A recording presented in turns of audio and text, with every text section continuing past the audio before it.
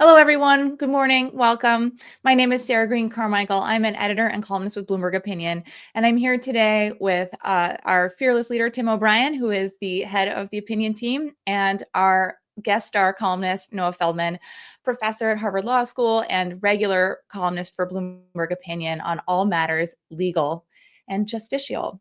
Thank you both for being here today. Thank you Thanks, for having Sarah. me. So we're going to be talking today about the Department of Justice, Matt Gaetz, the guardrails on a new Trump administration, if any, and kind of the future of what the law could look like for the next 4 years, at least. So I thought we'd just start with Matt Gaetz. He's everywhere in the news right now. There have been shocking allegations about his behavior. He is perhaps undoubtedly the least qualified person to ever be floated as a nominee to lead a major I think certainly the Department of Justice, but any major U.S. department. So let's start there. Noah, let's start with you. What was your initial reaction when you heard that Gaetz was the nominee? I was genuinely astonished, and I really thought that Donald Trump had lost his capacity to astonish me. I can't imagine a more explicit middle finger to the rule of law than Matt Gaetz being proposed for Attorney General. And I actually have to say, friends of mine who worked in the first Trump administration would always say to me, you have to remember that the president has a sense of humor and that you guys just don't get the joke. And I sort of thought to myself, well, I guess seen from a certain perspective, this is a joke. You know, in a certain way, Trump is trolling the people of the United States.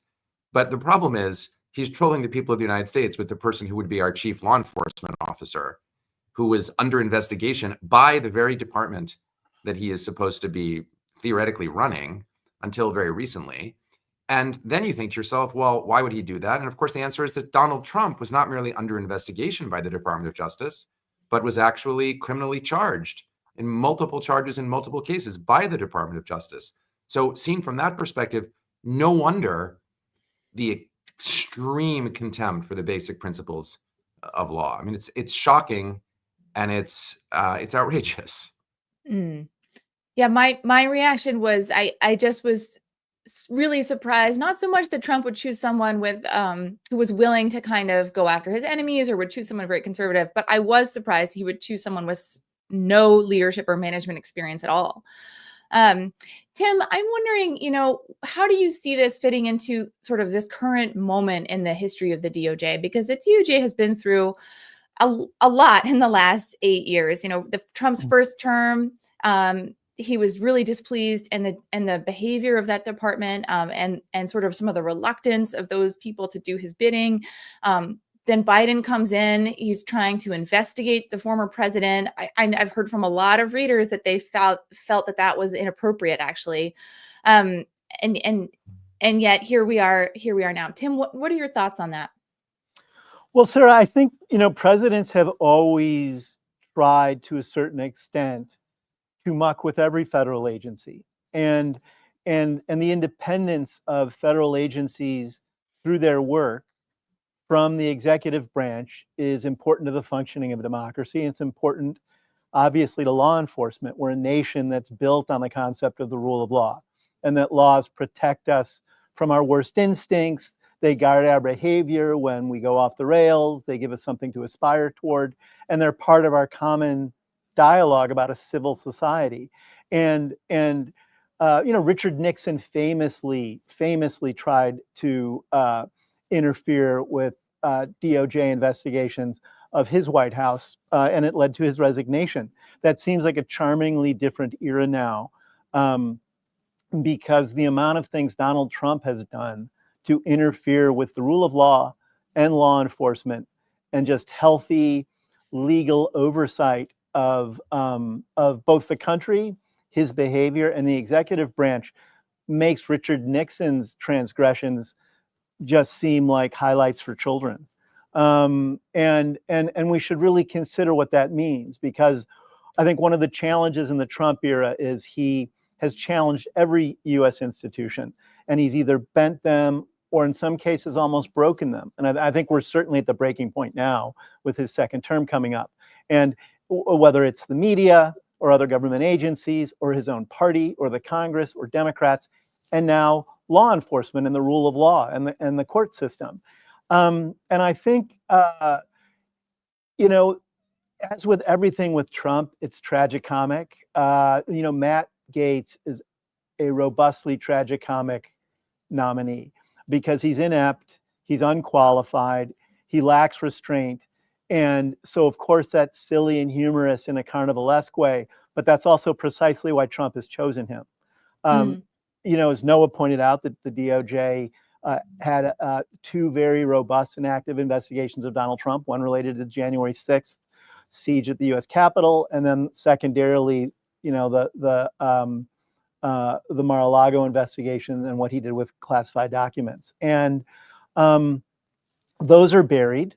And I think in Matt Gaetz, Donald Trump sees someone who will purge the DOJ of people who aggressively believe that Trump should be investigated, and any records that are being held that are attached to those investigations. And I think it should really give Americans pause. Well, I think this is a good time to ask how confident you are that Gaetz would be confirmed. I have to admit, one of the things that occurred to me when I saw his nomination, as well as some of the other nominations, is there's this concept in editing called the duck, which is like a useless paragraph that sometimes the writer sticks in just so to give the editor something to cut.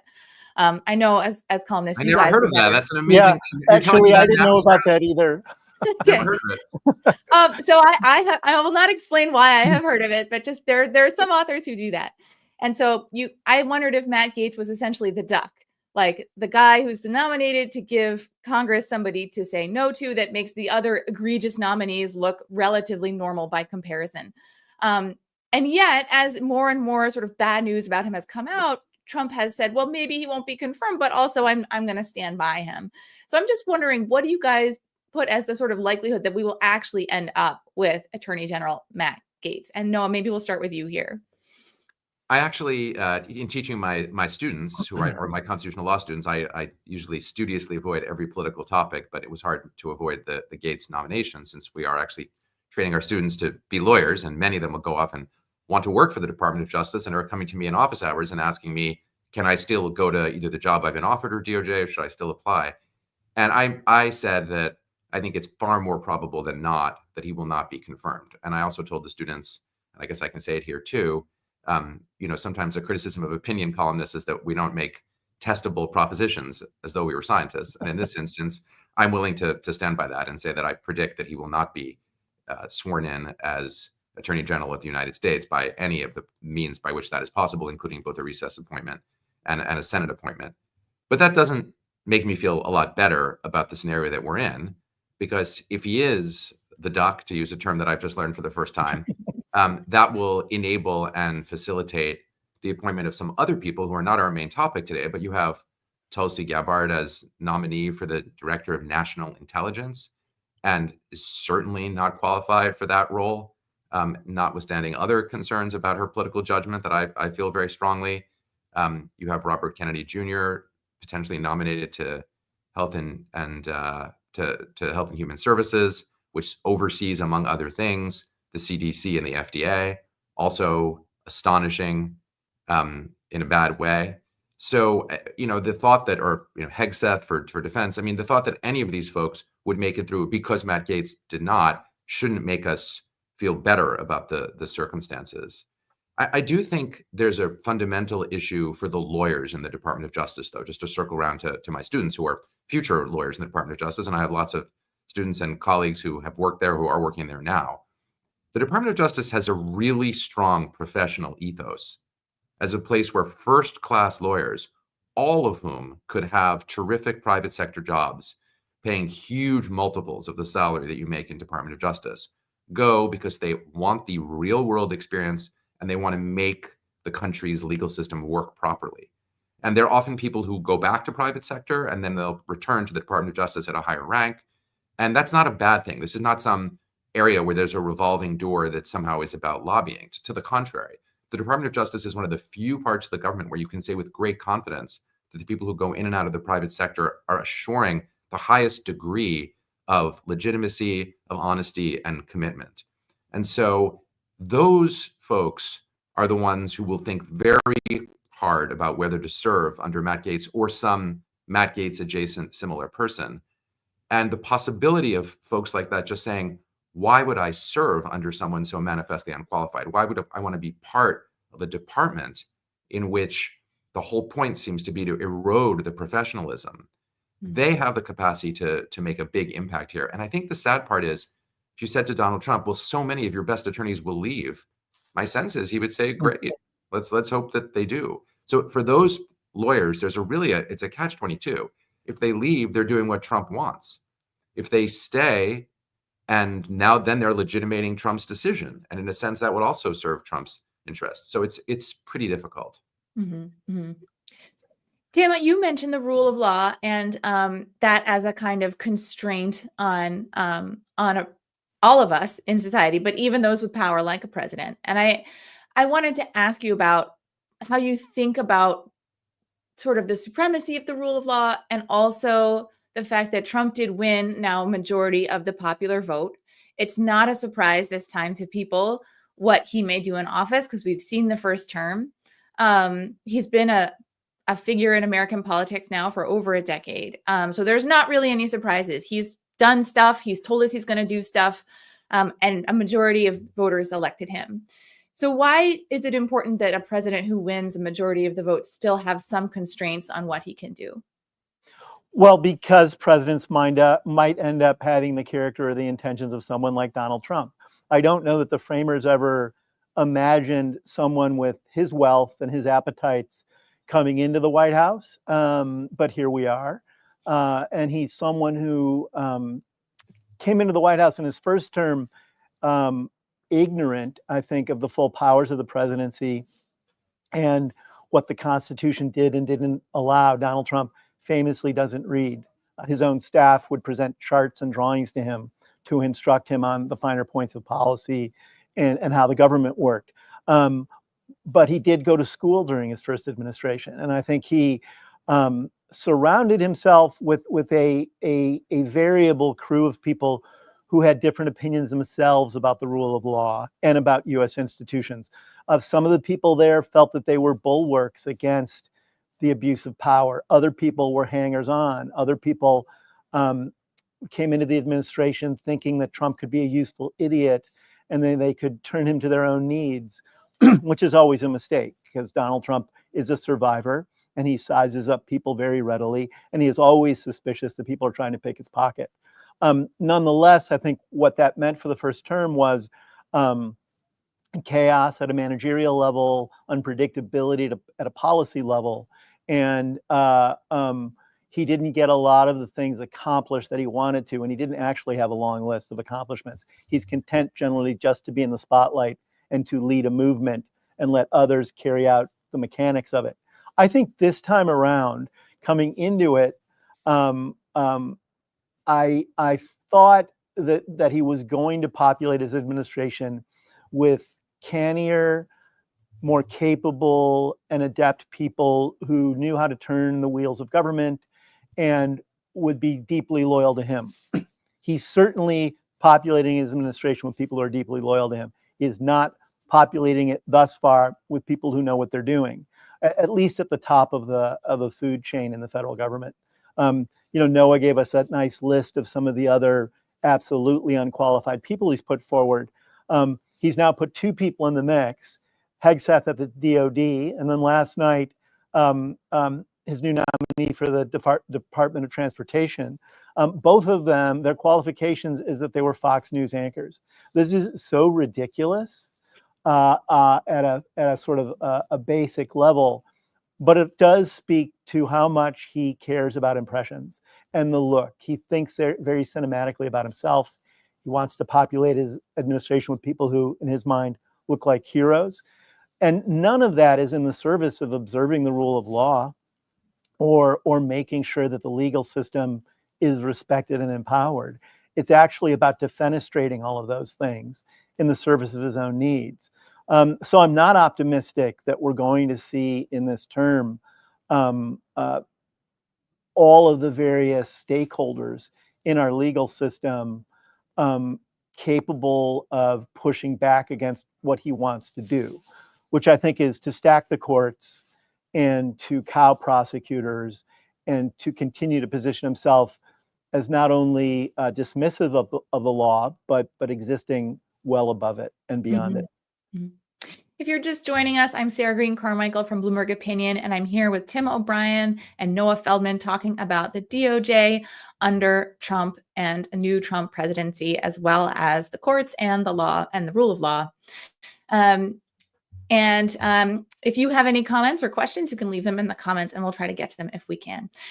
Noah, what are your thoughts on what Tim just said? I agree totally with Tim's formulation, and I want to add a note that follows from it, which is that it's an interesting question to ask if you're worried about what Trump's going to do, about what the consequences would be if he manages to get confirmed some of these folks who are chosen because they look the part but have literally zero relevant experience. And I would say that conventional DC wisdom has long been that if you take over the reins of a big government department, DOD is a great example because it's enormous and has many complex interest groups, but the Department of Justice is also very, very large. And you've never run anything of any kind in your entire life. Conventional wisdom is you will fail simply because you will not know what to do to manage an organization like that. And there are lots of historical examples of well-meaning secretaries of defense who, for example, who came in full of vim and vigor and ideas, and maybe were even qualified in some sense, but had not had the relevant experience and just were played and rolled by the complex forces of the bureaucracy, the complex forces of private sector interests that matter there, and just the fact that to get anything done in a huge organization, you need to know how it works. And so there is a slightly perverse view according to which it would be better from the perspective of limiting Donald Trump's damage for him to actually get completely incompetent people at the top of some agencies because they're unable to make change. Now, you might say, well, that's pretty bad because the Department of Justice is still necessary on a daily basis. But the truth is that most of the day-to-day functioning of an agency like the Department of Justice or an organization like that, and ditto for the Department of Defense, can be done without the Attorney General or without the Secretary of Defense, as long as the career civil servants who know how to do their jobs perfectly well just continue to do their jobs.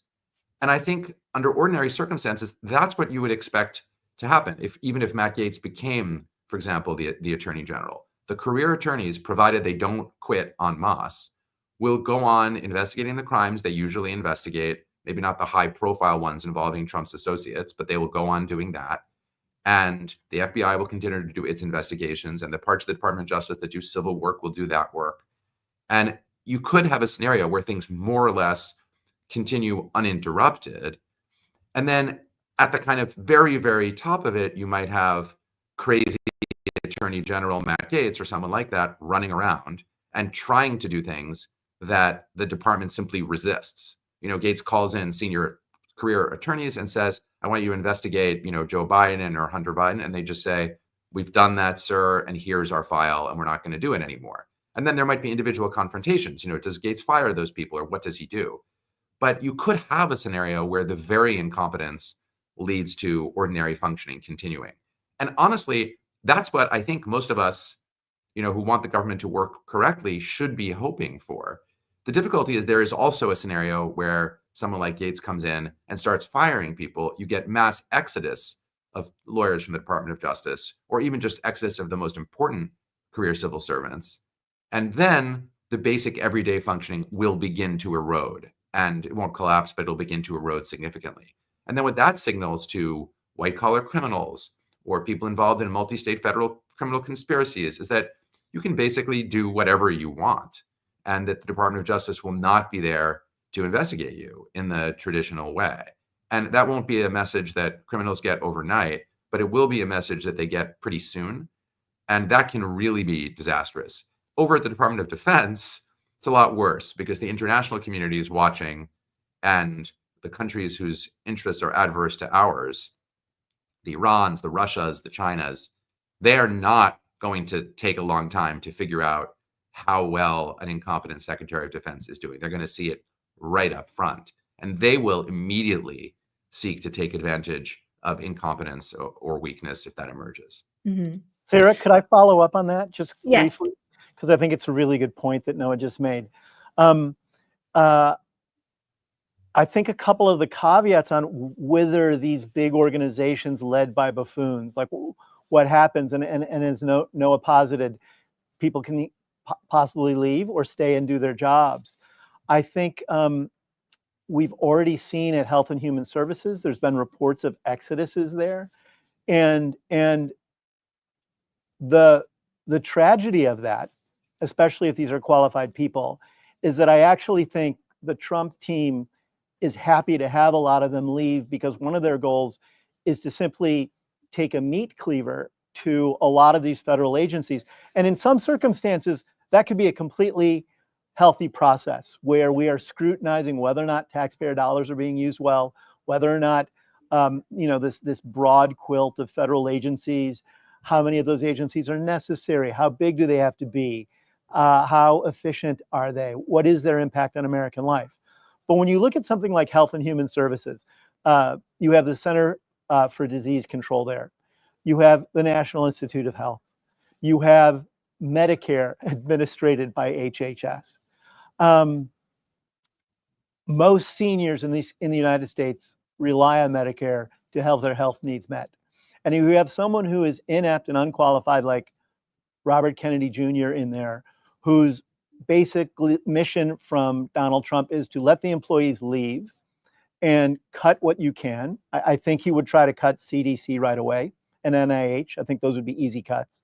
And he can't administer Medicare effectively. And they take some cuts at that to just see what happens. It's going to affect people's lives. It's going to affect their health care and their ability to get medical treatment.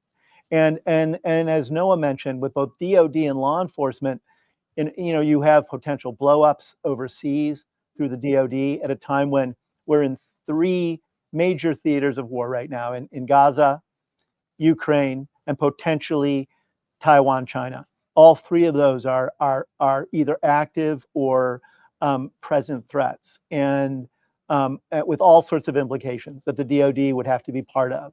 And then again, on the law enforcement front, the idea that white collar criminals who are usually pretty adept at evading sophisticated law enforcement techniques and prosecutors suddenly realize they have a field day. There's going to be an impact on American life from that, and it is going to be interesting and both troubling to see how that plays out. Mm-hmm. I wanted to shift slightly from the executive branch, which we've been focused on, to the judiciary. I think it makes sense not to focus too much on the legislative branch, because I don't think any of us think that Congress is going to be a meaningful check on this president. But I disagree with that, Sarah. Just we can come back to it, but I actually think it may be. But I don't want to slow you down either. Okay, well, we can come back to that. I do want to ask about the judiciary, though, because Noah wrote a great column saying he thought the courts might be one of the few institutions that really does sort of curtail some of these destructive or outside the bounds instincts. And particularly the last 24 hours, I've seen a lot of headlines, for example, about whether Trump can use the military for his plan for mass deportations. I would imagine that's the kind of thing that would be litigated. I mean, the ACLU has already filed saying we need more details on this plan. Noah, do you see that kind of thing and think that the courts actually would be a bulwark against any abuses of power there, or not? The bottom line is that in the first Trump administration, the courts were the most effective check on Trump. Each time Trump overreached through his agencies, a good example would be when they tried, it sounds like distant memory, but when they tried to distort the census count by setting up questions that were misleading or designed to get Spanish-speaking people not to answer the questions accurately. The courts repeatedly blocked Trump from doing that and said with a lot of clarity and specificity, you broke the rules, you can't do this. Even his Muslim travel ban that he began his administration with had to go through 3 rounds because of being blocked by the courts and be reformulated multiple times until the Supreme Court ultimately upheld, in a very mistaken decision, I think, but they upheld a version of it at the beginning of his term.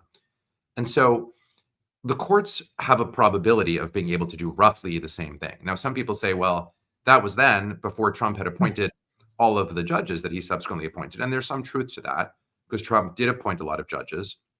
So did Biden. So the judiciary is a bit shifted in its composition from what it was from 2016 to 2020. But the reality is that even many Trump appointees who were Federalist Society affiliated are people who were not loyalists to Trump himself. They're just very, very conservative people who still belong to a movement that believes in the rule of law. It's not true of every Trump appointee, but it is true of many of them. And so although there are isolated, and maybe not isolated, there are some federal district court judges who are Trump appointees who seem willing to possibly approve lots of things that Trump might do that are unlawful. There's still enough people elsewhere in the courts and on the Supreme Court, I would add, who I think would toe the line when Trump is doing things that are explicitly illegal. And I think the key thing to keep in mind is the courts won't stop Trump from doing things that are lawful but stupid or lawful but outrageous. There'd be nothing unlawful, for example, to go back to our topic of conversation today of making Matt Gaetz the Attorney General of the United States, just like there's nothing unlawful of Donald Trump, a convicted felon. We almost have forgotten that, or we stopped saying it. A convicted felon in New York being elected president of the United States. The law doesn't prohibit that from being the case. And so there you would expect to be the limit of what the courts will do. They'll only intervene if Trump breaks the law in a more concrete kind of way. Mm-hmm. And Tim, I want to go back to, because you seem to think that Congress would also be some sort of check on Trump. I'd love to hear why you think that. I think we're going to find that out in short order. I think the recent jockeying for Senate Majority Leader offers a little glimmer of hope, because there was a lot of pressure from the MAGA wing of the Republican Party to have Senator Rick Scott become Majority Leader. And there was a pressure on Trump from people like Tucker Carlson and other, MAGA fanatics to have a movement person, in charge of the majority in the Senate. And instead, Senator John Thune emerged from that. And there's pressure right now from Trump to use the recess to make recess appointments of people like Gaetz, so it doesn't have to go through the Senate's normal confirmation process, which involves hearings and oversight. In the classic formulation of the Senate's role is to advise and consent the executive branch, and Trump clearly wants to run roughshod over that. And I think the Senate asserted itself.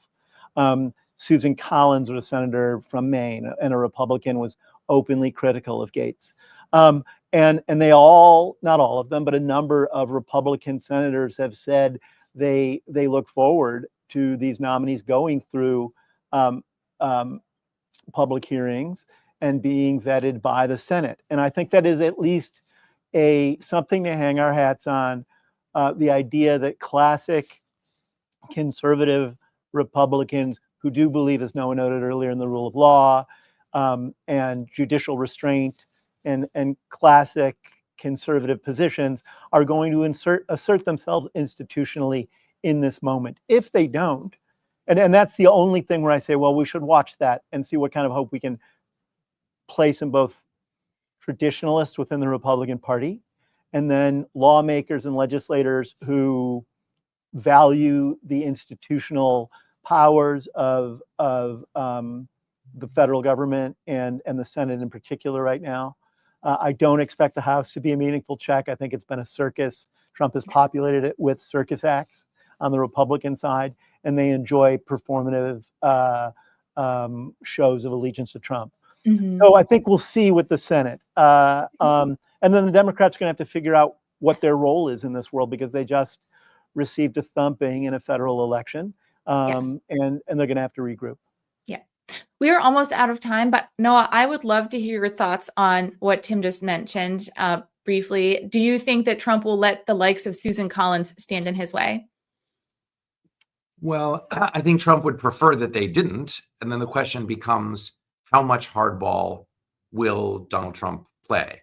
There is a scenario which is being widely discussed right now in legal circles, in which Trump would try to force an adjournment of the Senate against the will of the Senate through a clause of the Constitution that's never been used in the 235-year history of the Constitution, and which a lot of legal scholars believe cannot be used for this purpose.